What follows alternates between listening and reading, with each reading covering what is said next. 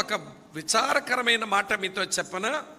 మనసు ఉన్న మాటలు వచ్చిన భావాన్ని వ్యక్తపరచగలిగిన మనిషికి దేవుడు ఎందుకు నేను పుట్టించినాడు అని అడిగితే చెప్పలేనటువంటి దురదృష్టకరమైన అనుభవం మనుషుల దగ్గరే ఉంది.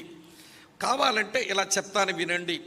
ఒక పశువు దగ్గరకే వెళ్ళి, ఉదాహరణకు గేదె దగ్గరికి పోయి గేదె గారు ఎందుకు దేవుడు మిమ్మల్ని పుట్టించినాడు అని అడిగితే దానికి మనసు లేదు, దానికి మాట రాదు, అది తన భావాన్ని వ్యక్తపరచదు. కానీ దాన్ని మనం తదేకంగా చూస్తే దేవుడు ఎందుకు పుట్టించాడో అందుకే బ్రతుకుతున్నాను అన్నట్టుగా కనబడుతుంది. అది దేవుడు ఎందుకు పుట్టించినాడు ఈ నల్లగేదెని అంటే, ఇది నల్లగేదె అయితే అవ్వచ్చు, కానీ పచ్చని గడ్డి తిని తెల్లటి పాలు ఇచ్చి నల్లని పేడ వేసి నేను మనుషులకు సేవ చెయ్యాలి.